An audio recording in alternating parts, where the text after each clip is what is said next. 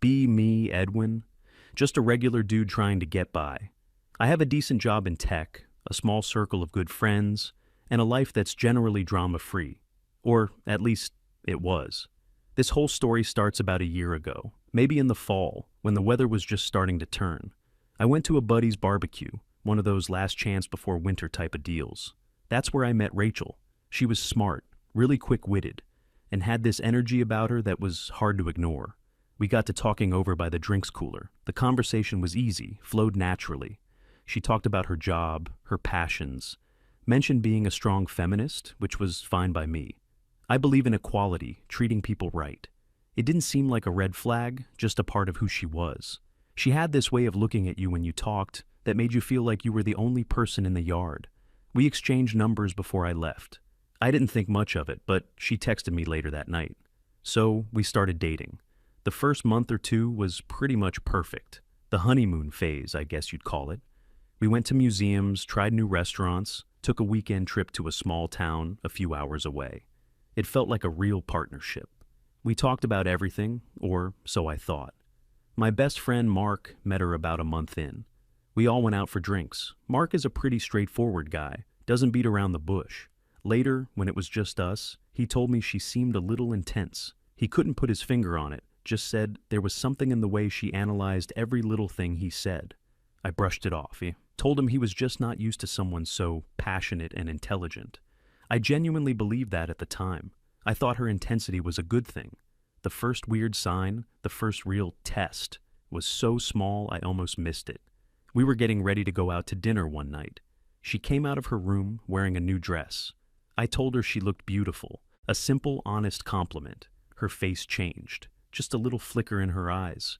She asked me why. That was the first thing I noticed. She wondered if I only valued her for her appearance, if my attraction was based on objectification. I was completely blindsided. I tried to explain that it was just a nice thing to say, that of course I valued her for her mind and personality. She then went on a long monologue about the male gaze and how compliments can be a subtle form of control. I didn't even know how to respond. I just stood there, nodding. To keep the peace, I apologized. I said I'd try to be more mindful of how my words might be perceived. She smiled, gave me a kiss, and said she was glad I was willing to learn and grow. The whole incident felt bizarre, like I'd stumbled into a play where I didn't know my lines, but I let it go. I figured she was just very principled about her beliefs. A few weeks later, another test. This one was about money. We were at a nice Italian place for our 3-month anniversary. The bill came. I put my credit card in the little black folder without thinking. It's just what I've always done. She slid the folder back to my side of the table and put her own card in. She told me she was an independent woman and didn't need a man to pay for her. Fair enough, I respected that. I told her I admired her independence. The next time we went out, to a more casual place, I remembered that. When the check arrived, I suggested we split it. Her eyes welled up with tears. I had no idea what was happening. She quietly asked if I didn't see her as someone worth treating. She said a man who truly cares for his partner would want to provide and take care of her. My brain felt like it was short-circuiting. I tried to bring up the last time, how she insisted on paying. She said that was a test of my character. Apparently, I was supposed to insist on paying to show that I was a capable provider, even if she refused. My suggestion to split the bill showed that I didn't really care. I felt like I was in a lose-lose situation. There was no right answer. I ended up paying for the whole meal, plus apologizing for being insensitive. I told Mark about it the next day when we were shooting hoops. He just shook his head. He said it was a classic manipulation tactic. He called it a Schrödinger's test, where the correct answer only reveals itself after you've already chosen the wrong one. He warned me that this kind of behavior doesn't just go away. It gets worse. Again, I defended her. I said she was complex, and our relationship was just finding its footing. Looking back, I was making excuses for her, because I wanted the perfect beginning to be real. The next stage of the escalation involved my friends.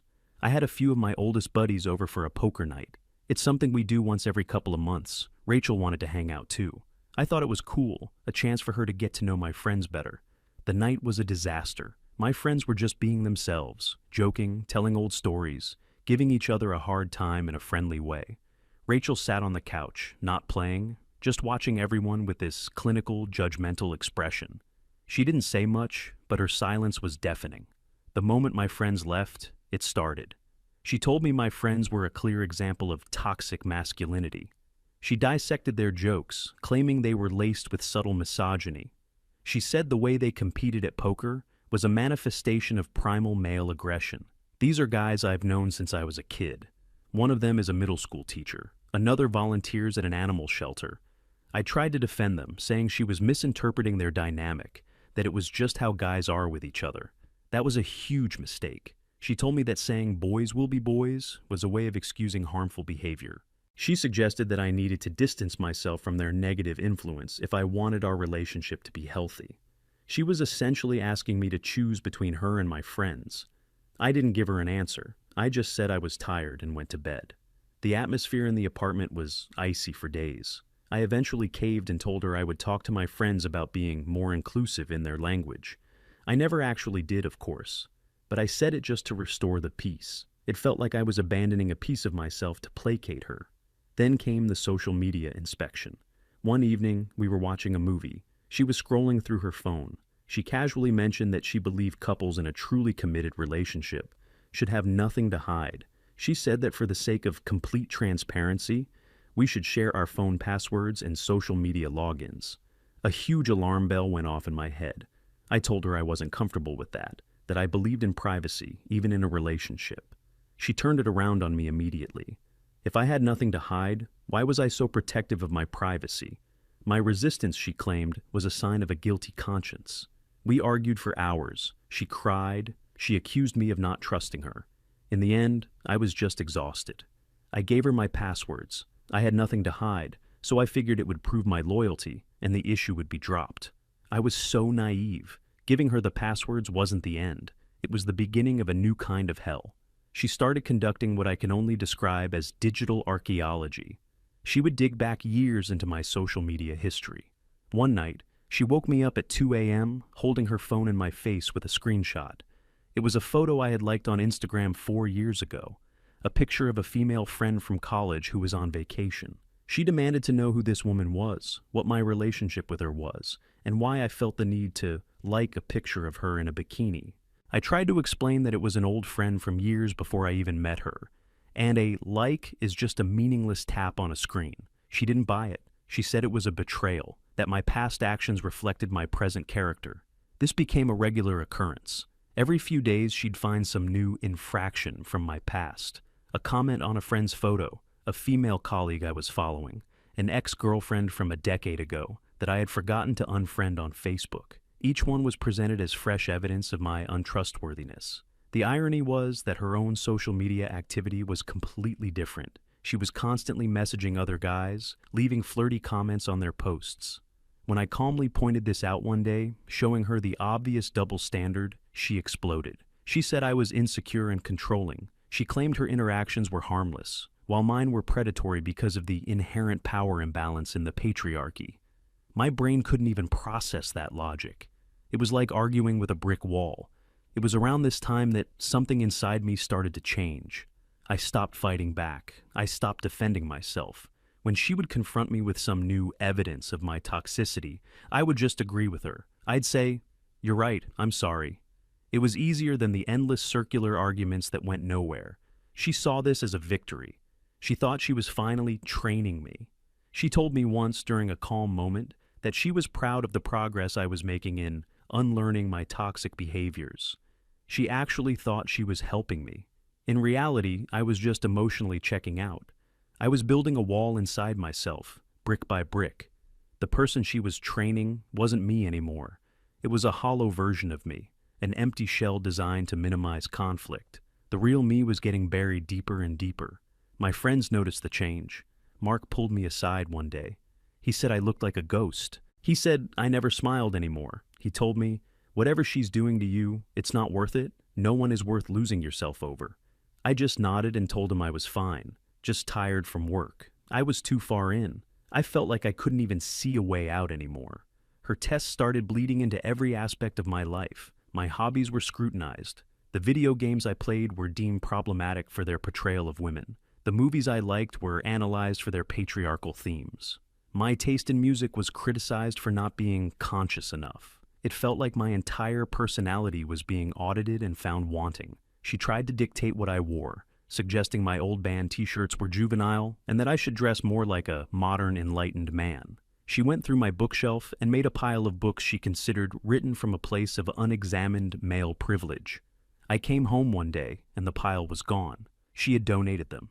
I didn't even have the energy to get angry. I just felt empty. I was living in a constant state of low-grade anxiety, always waiting for the next test, the next accusation. I walked on eggshells in my own home. Every word I said was rehearsed in my head first to make sure it couldn't be misinterpreted. The weirdest part is that on the surface, to outsiders, we probably looked like a great couple.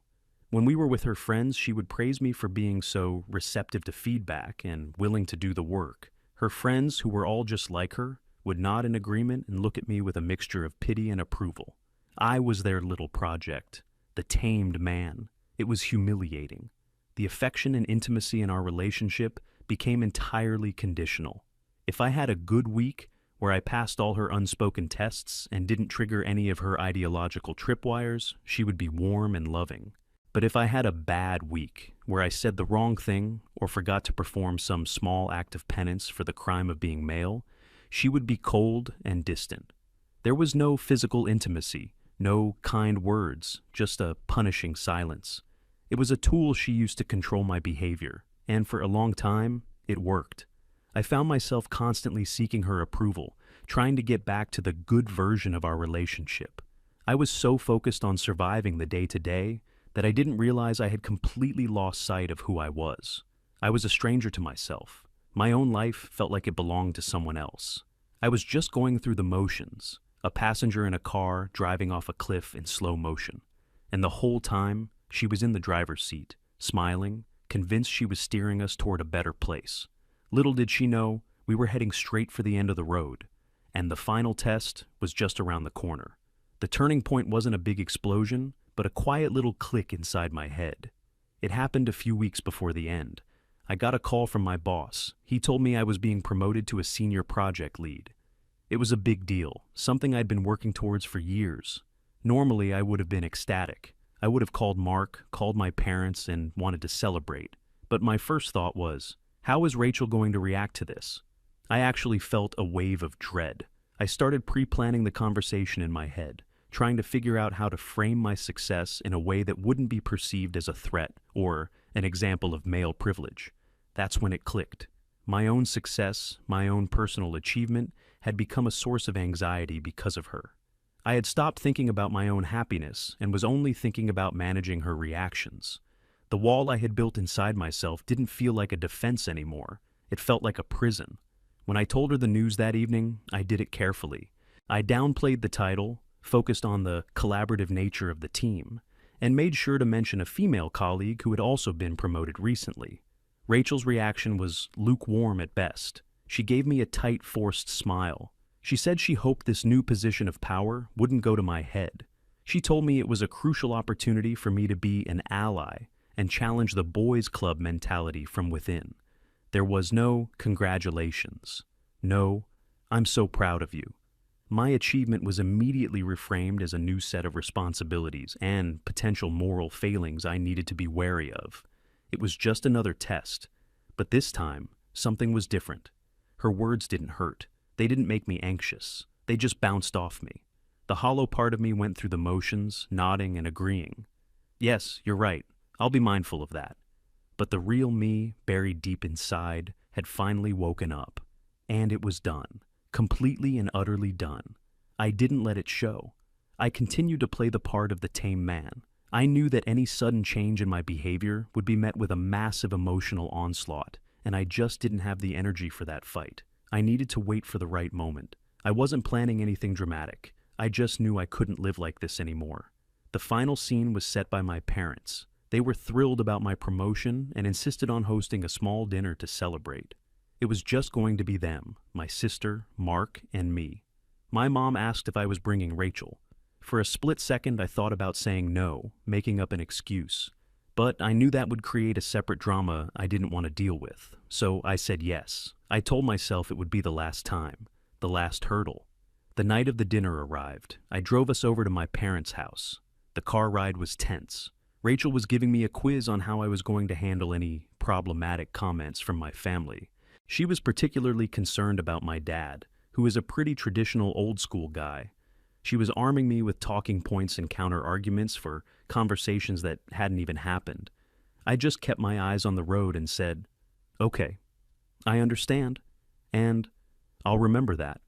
We got to my parents' house. The evening started off well enough. My family was warm and welcoming, just like they always are. They made an effort to include Rachel in the conversation, asking about her work and her life. Mark was there, and he was polite but distant with her. He knew what was going on, and he was just there for me. We sat down for dinner. The food was great. The conversation was light. My dad, true to form, decided to make a little toast. He raised his glass and started talking about how proud he was of me. He mentioned how I used to spend hours building things with Lego as a kid, how I always worked hard in school. He said, "Son, you've always been a reliable, hard-working man, and you've earned every bit of your success. We're all so proud of you." It was a simple, heartfelt speech from a father to his son. My mom was tearing up a little. My sister was smiling. It was a genuinely touching family moment, and that's when Rachel decided to detonate the bomb. The moment my dad finished, she let out a small, condescending laugh. She looked around the table, a smug smile on her face. "That's a very sweet traditional sentiment," she began, her voice dripping with condescension. "But I hope now that Edwin has more power and money, he doesn't forget the inherent privilege that got him there. It's a fine line between being a hard-working man and just another cog in the patriarchal machine." The silence that fell over the table was instant and absolute. You could have heard a pin drop. My mom's smile vanished. Her face was a mask of disbelief. My sister just stared at her plate, her knuckles white. Mark looked like he was about to physically launch himself across the table. I saw him clench his jaw so hard a muscle twitched in his cheek. My dad just looked confused and hurt. And everyone, every single person at that table, turned to look at me. They were waiting for my reaction, waiting for the explosion, the argument, the defense of my family's honor. This was it, her masterpiece, the ultimate public loyalty test. She wanted me to either join her in criticizing my family, proving my allegiance to her ideology, or argue with her, proving I was still an unenlightened brute who couldn't handle criticism. Another perfect trap. I looked at her. I didn't feel anger. I didn't feel hurt. I felt nothing at all. It was like looking at a stranger. The emotional connection was completely severed. The final wire had been cut. I held her gaze for a moment. Then I slowly turned my head to look at my dad. I picked up my fork, speared a piece of potato, and put it in my mouth. I chewed, swallowed, and then looked back at Rachel. I gave a slow, deliberate nod. "Noted," I said. Just that one word. It was quiet, calm, and completely devoid of emotion. Then I turned to my sister. "So, how's that new project at your firm going? You were telling me about the zoning issues." The spell was broken. My sister, catching on immediately, started talking about her work. Mark joined in, asking her questions. We just moved on. We left Rachel sitting there in the crater of her own making. She was stunned. Her mouth was slightly open. This was not in her script. She had pulled the pin on her grand emotional grenade, and it had just fizzled out on the table. Her power came from my reaction, from my engagement in her drama. By giving her nothing, I had rendered her powerless. The rest of the dinner was painfully awkward for her, but fine for the rest of us. We talked, we laughed, we ignored the black hole of negativity sitting at the table. She didn't say another word for the rest of the meal. The car ride home was silent, utterly, completely silent. The air was so thick you could have cut it with a knife. She was waiting for me to break, to start yelling, to give her the fight she craved. I just focused on the road, my hands steady on the steering wheel. I pulled up to her apartment building and put the car in park. She finally turned to me, her eyes blazing with fury. "So that's it? You're not going to say anything? You just let your family disrespect me, and you publicly humiliated me by ignoring what I said." I turned to face her. The calm was still there. "I didn't humiliate you, Rachel," I said, my voice even. "And they didn't disrespect you. You disrespected them. In their own home. You tried to ruin a moment that was important to my family, just to prove a point." She scoffed. "A point that you clearly still don't understand. I was testing you. I was seeing if you would stand up for what's right, or if you would just revert to protecting the status quo.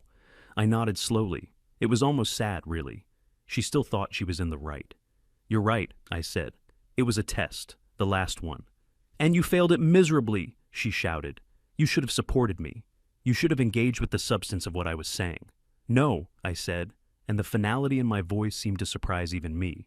I've been failing your tests for a year now. I've failed the money test, the friends test, the social media test. Tonight was just the final exam.